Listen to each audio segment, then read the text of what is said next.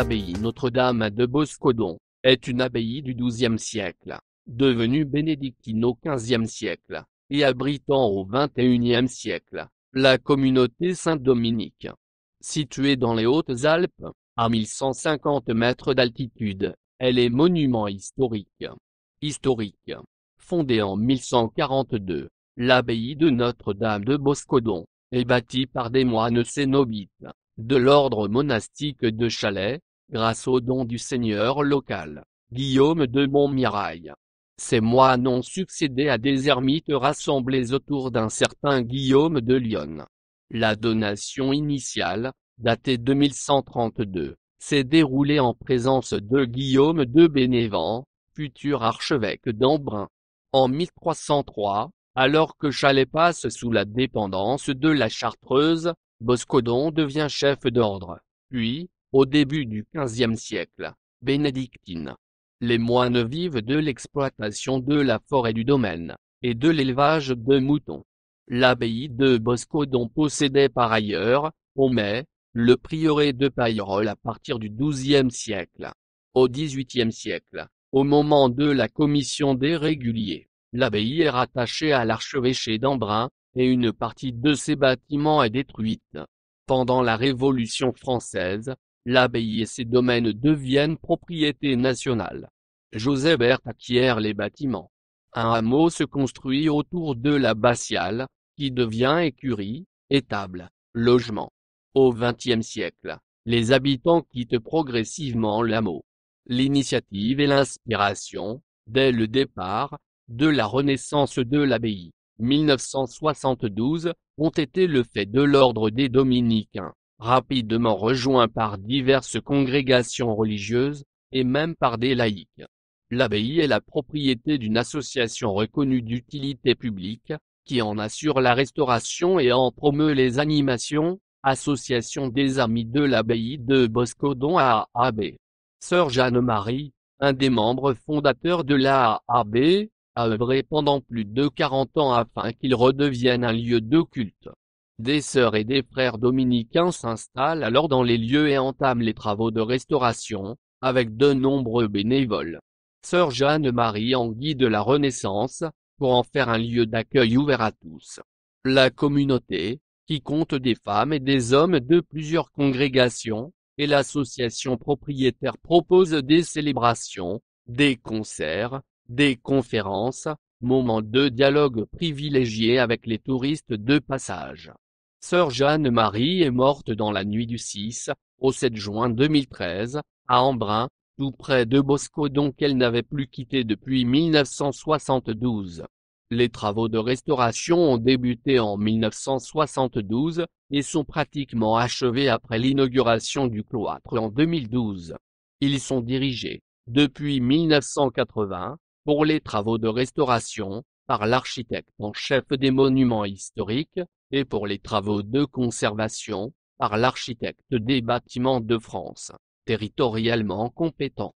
En 1974, les parties des bâtiments acquises par l'Association des Amis de l'Abbaye de Boscodon furent classées au titre de la loi du 31 décembre 1913 sur les monuments historiques, ce qui permit de commencer leur restauration. Les protections en vigueur au titre des monuments historiques concernent l'ancien cellier, placé par arrêté du 8 juin 1989, et les anciens bâtiments de l'abbaye, placés par arrêté du 9 mars 1999. Enfin, l'achat de petits terrains proches de l'abbaye, lui donne plus d'espace et ouvre des possibilités futures. Architecture. L'abbaye de Notre-Dame de Boscodon est d'architecture romane. On y retrouve l'art cistercien primitif au travers de la simplicité extrême des éléments architecturaux, l'harmonie des volumes, la qualité de la maçonnerie, notamment l'appareillage des pierres à joints vifs. L'art roman utilise la géométrie. Toutefois, la symétrie n'est pas un élément fondamental de cette architecture, qui s'inspire aussi de la nature. Le tracé de l'abbatiale de Boscodon s'appuie sur des figures géométriques simples. Tracées à la règle et au compas, on y trouve les symboles de la croix, du carré, du cercle et du pentagone. Le système métrique n'existant pas à l'époque, les mesures de référence sont la coudée royale, le pied roman. Les moines bâtisseurs accordent une importance forte à la symbolique des éléments. L'abbaye a été implantée et orientée, en fonction des rythmes du soleil, des cours d'eau alentour, de la présence d'une carrière de pierre, ni trop proche, pour respecter le silence, sur le lieu de construction de l'abbaye, ni trop loin pour ne pas augmenter les contraintes d'approvisionnement, de la forêt, des hommes.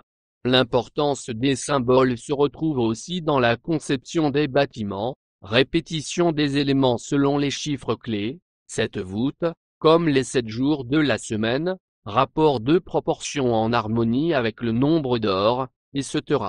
Aujourd'hui, dans le cadre de la communauté Saint-Dominique, l'abbaye est habitée par des religieux catholiques, mais ce ne sont pas des moines. La communauté Saint-Dominique de Boscodon, rattachée à la province de France de l'ordre des prêcheurs, a succédé à la communauté Notre-Dame, créée au sein de la Fédération Notre-Dame des prêcheurs, moniale de l'ordre des prêcheurs. Elle anime l'ancienne abbaye Notre-Dame de Boscodon. En 2002, elle réunissait 3 dominicaines, 2 dominicains et un frère missionnaire des campagnes, au sein d'un foyer de vie de la famille dominicaine. La propriété foncière et immobilière appartient à l'Association des Amis de l'Abbaye de Boscodon, fondée en 1972. La communauté Saint-Dominique, dont la composition varie, est composée d'hommes et de femmes, et assure le gardiennage et une partie de l'animation du lieu. Elle propose des offices et des messes dans l'église abbatiale.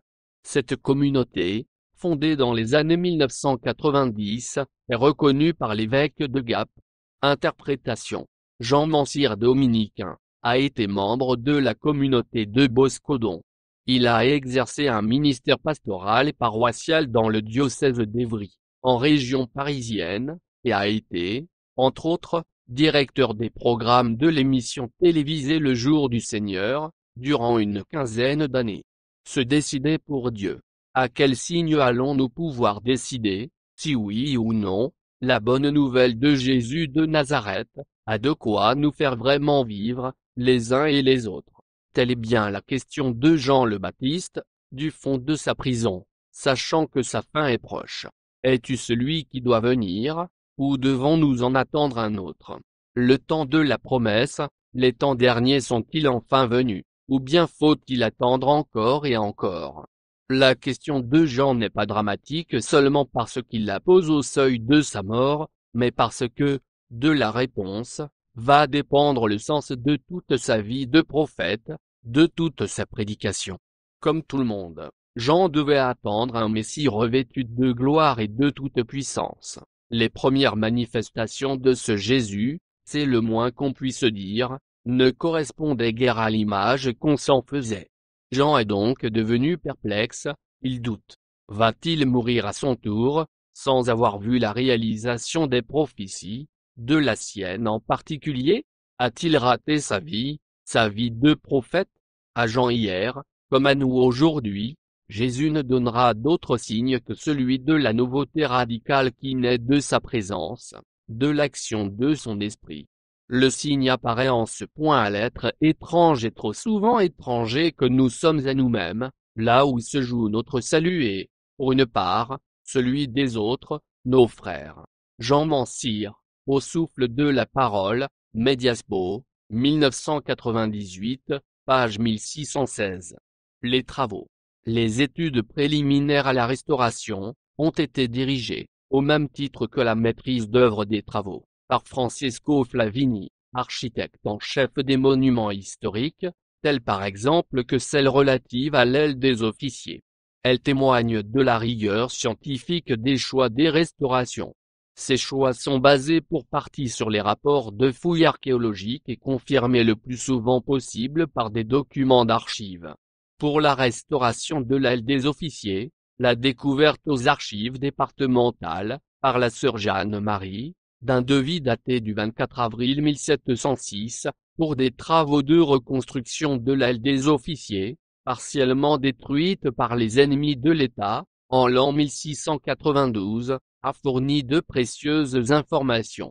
Rien que pour cette partie du monument, l'étude préliminaire s'est échelonnée de 1985 à 1994, par le repérage des murs, le repérage du bâtiment, le début du déblaiement, le dégagement de la cave nord, le dégagement de la cave du milieu, les fouilles au sol et les fouilles en cave, et partie sud, et l'aide à la construction, par triage et transport des pierres. En 1997, la toiture, effectuée dans de mauvaises conditions, 20 années plus tôt, a été reprise. En 2004, la fin des travaux de la partie sud de l'aile des Moines, et de la chapelle Saint-Marcellin, a été célébrée le 25 juin 2004. En mai 1997, des travaux de déblaiement, de tri, et de rangement ont été accomplis sur la bergerie jouxtant le chemin d'arrivée à l'abbaye, avec l'association Solidarité Jeunesse. En 1998-1999 a été réalisé le relevé du côté du cloître et la restauration et l'aménagement de l'aile des Convers. Fin 2000 et début 2001, le clocher du beffroi a été relevé, et la cloche a été réinstallée. La renaissance du cloître se termine grâce à une présentation dont le but est de montrer en place, intégrés à des ensembles maçonnés, les quelques éléments lapidaires des XIIe et XVe siècles retrouvés sur le site.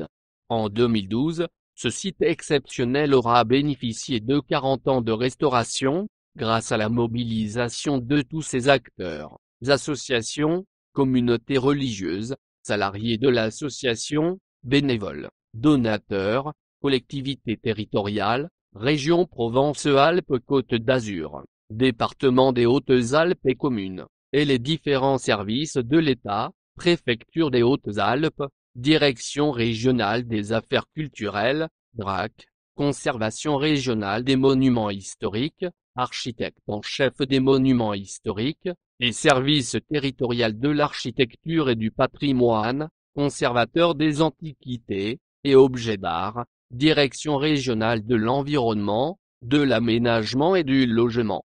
L'ouverture au public du monument. Ce monument majeur attire aujourd'hui environ 90 000 visiteurs par an. L'abbaye a été primée en 1989, au palmarès du concours du meilleur accueil musée et monument. L'aile des officiers, inaugurée le 29 juin 1995, offre 425 mètres carrés de surface utilisable par l'association, pour rendre aux visiteurs de nouveaux services comme l'accueil, la circulation, l'organisation d'un magasin, une salle de réunion, les installations sanitaires. Il fallait aussi disposer de bureaux adaptés, de lieux de stockage et de surfaces qui devraient permettre de nouvelles activités, notamment pour les rencontres, colloques, etc. Ces locaux servent à l'association des Amis de l'Abbaye et à la communauté de permanents qui animent l'abbaye pour sa vie spirituelle, liturgique et culturelle. L'année 1996 a été une étape importante. La pleine utilisation de l'aile des officiers reconstituée permet une entrée unique pour les visiteurs, la séparation des locaux de l'association de ceux de la communauté, chacun ayant des finalités particulières, une organisation des circuits de visite et des salles appropriées à des réunions relativement modestes. L'église abbatiale est ouverte tous les jours, entre 8h30 et 19h. Le cloître et les pièces qui le bordent sont aussi accessibles aux horaires d'ouverture de la librairie, et sur demande. L'été et durant les vacances scolaires des visites guidées, des ateliers sont proposés. À noter que l'épisode de la série télévisée française Alex Hugo, intitulé La fille de l'hiver, a été tourné en partie dans l'abbaye, en 2021. Mes sources, Wikipédia.